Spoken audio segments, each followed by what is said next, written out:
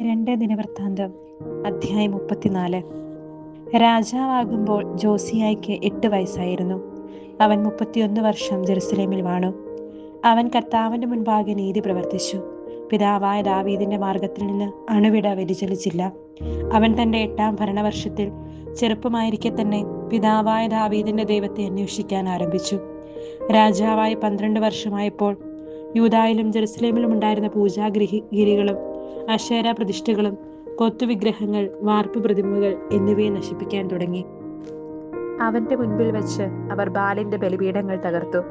അവയ്ക്ക് മുകളിലുണ്ടായിരുന്ന ധൂപപീഠങ്ങൾ തല്ലി തകർത്തു.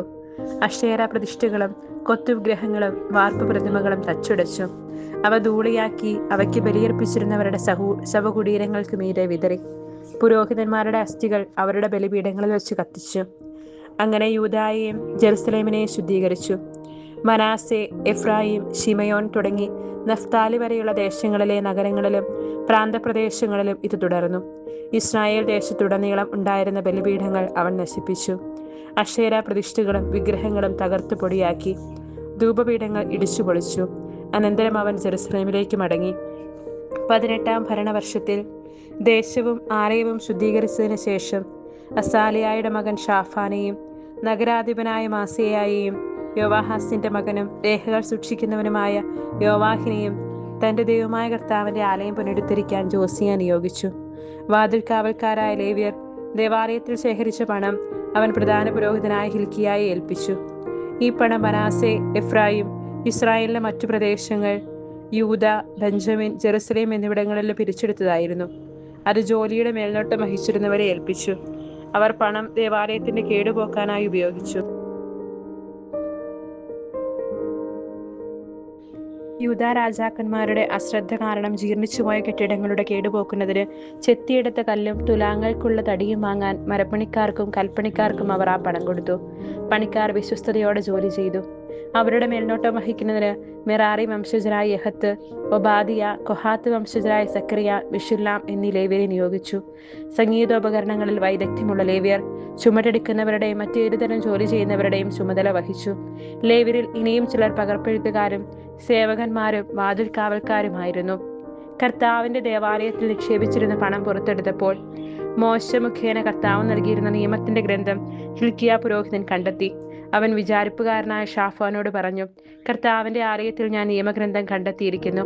അവൻ ഗ്രന്ഥം ഷാഫാനെ ഏൽപ്പിച്ചു. അത് രാജാവിന്റെ അടുത്ത് കൊണ്ടുവന്നിട്ട് ഷാഫാൻ പറഞ്ഞു, അങ്ങ് ആജ്ഞാപിച്ചതെല്ലാം സേവകർ അനുവർത്തിക്കുന്നു. കർത്താവിന്റെ ആലയത്തിലുണ്ടായിരുന്ന പണം മുഴുവൻ അവർ പണിക്കാരെയും മേൽനോട്ടക്കാരെയും ഏൽപ്പിച്ചു. കാര്യസ്ഥനായ ഷാഫാൻ പറഞ്ഞു, ഹിൽക്കിയ പുരോഹിതൻ എൻ്റെ കയ്യിൽ ഒരു ഗ്രന്ഥം തന്നിട്ടുണ്ട്. അവനത് രാജാവിന്റെ മുൻപിൽ വായിച്ചു. നിയമവചനങ്ങൾ കേട്ടപ്പോൾ രാജാവ് വസ്ത്രം കീറി. ഹിൽക്കിയ ഷാഫാന്റെ മകൻ അഹീക്കാം, മിക്കായുടെ മകൻ അബ്ദോൻ, കാര്യസ്ഥനായ ഷാഫാൻ, രാജസേവകനായ അസായ എന്നിവരോട് രാജാവ് കൽപ്പിച്ചു, നിങ്ങൾ പോയി എനിക്കും ഇസ്രായേലിലും യൂദായിലും അവശേഷിക്കുന്ന ജനത്തിനും വേണ്ടി ഈ ഗ്രന്ഥത്തിലെ വചനങ്ങളെപ്പറ്റി കർത്താവിനോട് ആരായുവിൻ. ഈ ഗ്രന്ഥത്തിൽ എഴുതിയിരിക്കുന്നതിന് പ്രകാരം നമ്മുടെ പിതാക്കന്മാർ കർത്താവിന്റെ വചനം അനുസരിക്കാതിരുന്നതിനാൽ അവിടുത്തെ ഉഗ്രകോപം നമ്മുടെ മേൽ പരച്ചിരിക്കുന്നു. ഹിൽക്കിയായും രാജാവ് അയച്ച മറ്റുള്ളവരും കൂടി ഹുൽദ പ്രവാചകിയുടെ അടുക്കൽ ചെന്ന് വിവരം അറിയിച്ചു.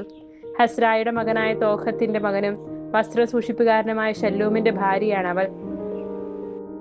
പുതിയ ജെറുസലേമിലാണ് അവൾ പാർത്തിരുന്നത്.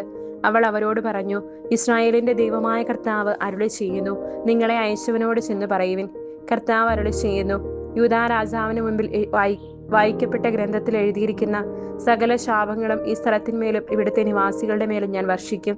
അവർ എന്നെ പരിത്യജിക്കുകയും അന്യദേവന്മാർക്ക് ധൂപമർപ്പിക്കുകയും അങ്ങനെ തങ്ങളുടെ കരവേലകളാൽ എന്നെ പ്രകോപിപ്പിക്കുകയും ചെയ്തതിനാൽ ഈ സ്ഥലത്തിന്മേൽ എൻ്റെ ക്രോധം ഞാൻ ചൊരിയും. അത് ശമിക്കുകയില്ല.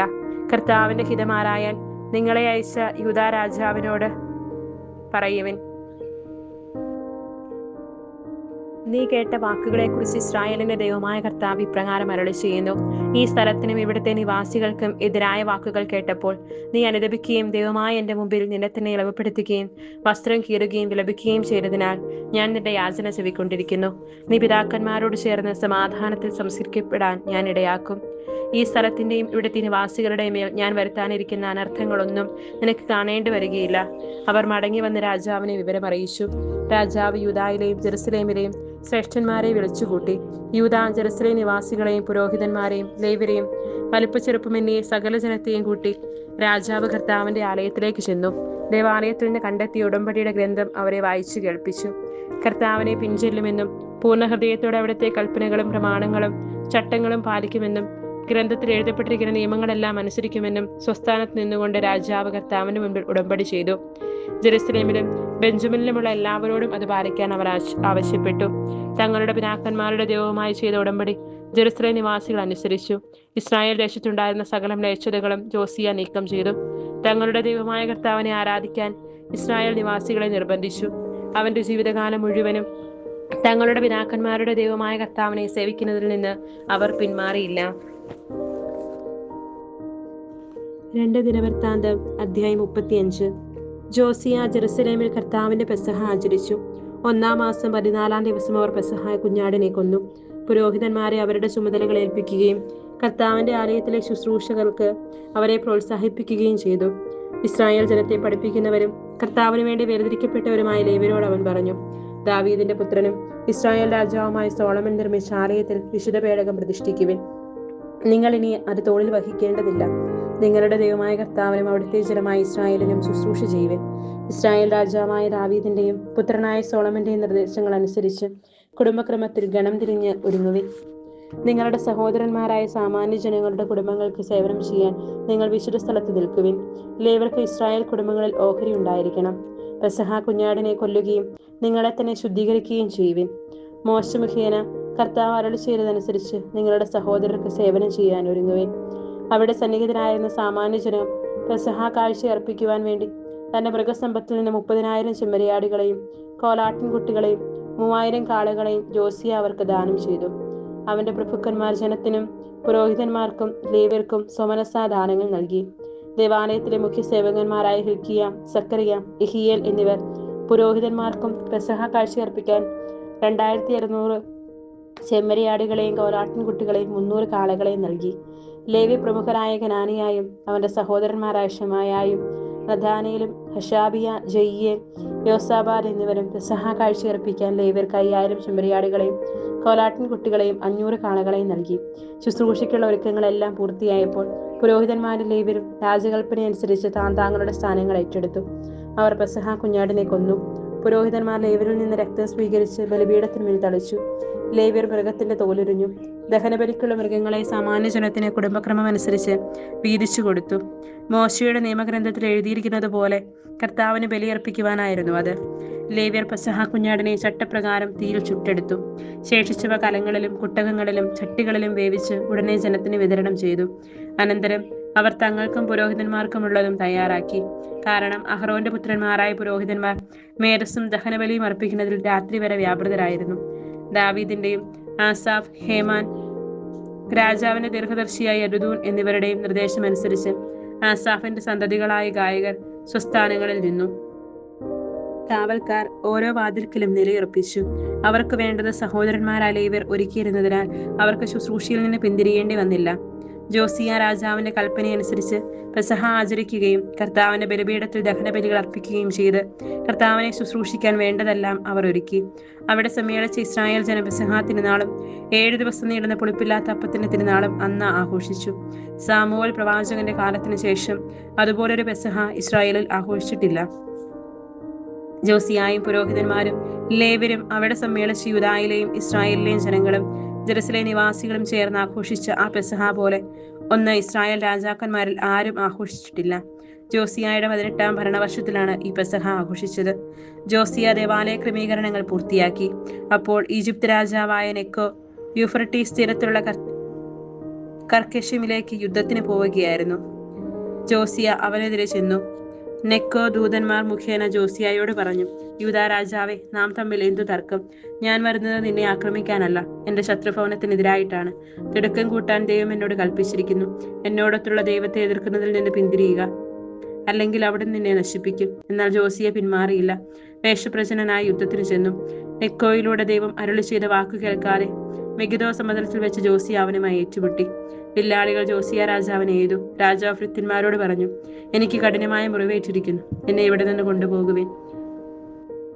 അവർ അവനെ ആ രഥത്തിൽ നിന്ന് ഇറക്കി മറ്റൊരു രഥത്തിൽ കിടത്തി ജെറുസലേമിലേക്ക് കൊണ്ടുവന്നു. അവൻ മരിച്ചു. പിതാക്കന്മാരുടെ കല്ലറയിൽ സംസ്കരിക്കപ്പെട്ടു. യൂദായും ജെറുസലേമും ജോസിയായെ ഓർത്ത് വിലപിച്ചു. ജെറമിയായും ജോസിയായെക്കുറിച്ചൊരു വിലാപഗാനം രചിച്ചു. ജോസിയായെക്കുറിച്ച് വിലപിക്കുമ്പോൾ ഇസ്രായേലിലെ ഗായകരായ സ്ത്രീ പുരുഷന്മാർ ഈ ഗാനം ആലപിക്കാറുണ്ട്. ഇസ്രായേലിൽ ഇതൊരു പതിവായി. വിലാപഗീതങ്ങളിൽ ഈ ഗാനവും ചേർത്തിരിക്കുന്നു. ജോസിയായുടെ ഇതര പ്രവർത്തനങ്ങളും കർത്താവിന്റെ നിയമത്തിൽ എഴുതിയിരിക്കുന്നതനുസരിച്ച് അവൻ ചെയ്ത നല്ല കാര്യങ്ങളും ആദ്യന്തം ഇസ്രായേൽ രാജാക്കന്മാരുടെയും യൂദാ രാജാക്കന്മാരുടെയും പുസ്തകത്തിൽ രേഖപ്പെടുത്തിയിരിക്കുന്നു. 2 ദിനവൃത്താന്തം അധ്യായം 36. ജോസിയായുടെ പുത്രനായ യഹോവാഹസിനെ ദേശത്തെ ജനങ്ങൾ ജെറുസലേമിൽ രാജാവായി വാഴിച്ചു. ഭരണം ആരംഭിക്കുമ്പോൾ അവന് 23 വയസ്സായിരുന്നു. അവൻ ജെറുസലേമിൽ 3 മാസം ഭരിച്ചു. ഈജിപ്തിലെ രാജാവ് അവനെ സ്ഥാനഭ്രഷ്ടനാക്കി. 100 താലന്ത് വെള്ളിയും 1 താലന്ത് സ്വർണവും ദേശത്തിന് കപ്പം ചുമത്തി. യഹോവാഹസിന്റെ സഹോദരൻ എലിയാക്കിമിനെ ഈജിപ്ത് രാജാവ് യൂദായുടെയും ജെറുസലേമിന്റെയും രാജാവാക്കി. അവന് യഹോയാക്കീം എന്ന് പേരിട്ടു. യഹോവാഹസിനെ നെക്കോ ഈജിപ്തിലേക്ക് കൊണ്ടുപോയി.